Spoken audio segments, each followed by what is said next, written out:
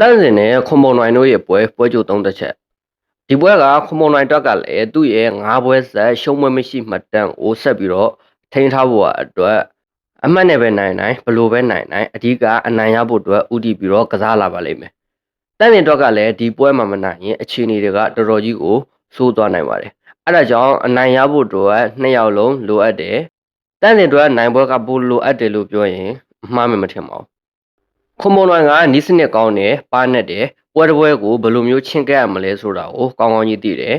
တိတ်ပြီးတော့မပြတတ်ဘူး reach လေးတိုင်းနဲ့ပြီးရင် jack လေးထောက်လိုက်အောက်ခြေလေးကန်လိုက်နဲ့ပဲကစားတတ်တယ်ပိုင်မီဆိုမှပဲလိုက်ပြီးတော့ကစားတတ်တယ်ကစားသမားပါအသက်ကလည်း32နှစ်ရွယ်ပဲဆိုတော့22နှစ်ပဲရှိသေးတဲ့တန့်စင်ထက်တော့ပို့ပြီးတော့တည်ငြိမ်ပါလိမ့်မယ်ကျွန်တော်ရဲ့အမြင်အရခွန်မွန်လွန်ရဲ့အားနည်းချက်ကိုပြောပါဆိုရင်တော့ခြေခံချက်နဲ့လက်သီးပါဝါပိုင်းမှာ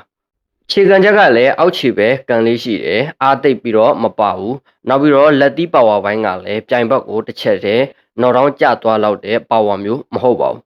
အဲ့ဒါကြောင့်တန်းစင်နေနဲ့ဒီပွဲမှာအဲ့ဒီအားနည်းချက်ကိုအခွင့်ကောင်းယူပြီးတော့ကစားလိုက်မယ်လို့မြင်ပါတယ်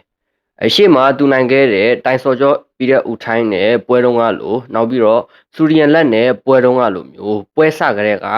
တောက်လျှောက်ကြမ်းပြီးအလဲထိုးနိုင်မှသာဒီပွဲရဲ့အနိုင်ရလက်ကိုတန်းစင်အနေနဲ့ဖော်ဆောင်နိုင်ပါလိမ့်မယ်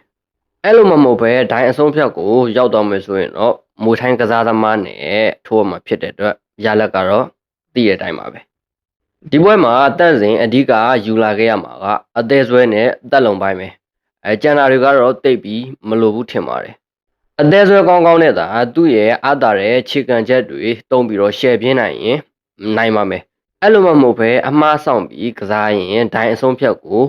ရောက်သွားမယ်ဆိုရင်တော့မရှိကပွဲတွေလိုပဲရလက်ထွက်လာပါလိမ့်မယ်ညီကိုတို့အနေနဲ့ရောဒီပွဲစဉ်နဲ့ပတ်သက်ပြီးတော့ဘယ်လိုမြင်ကြလဲဗျကောမန့်မှာဝင်ရောက်ပြီးတော့မှတ်ချက်ပေးကြပါဦးနောက်ပြီးကျွန်တော်ရဲ့ channel လေးကိုလည်း subscribe လုပ်ခဲ့ပါအောင်လို့ဒီနေ့နေပြီးတော့မှတောင်းဆိုချင်ပါတယ်အားလုံးကိုကျေးဇူးတင်ပါတယ်ဗျ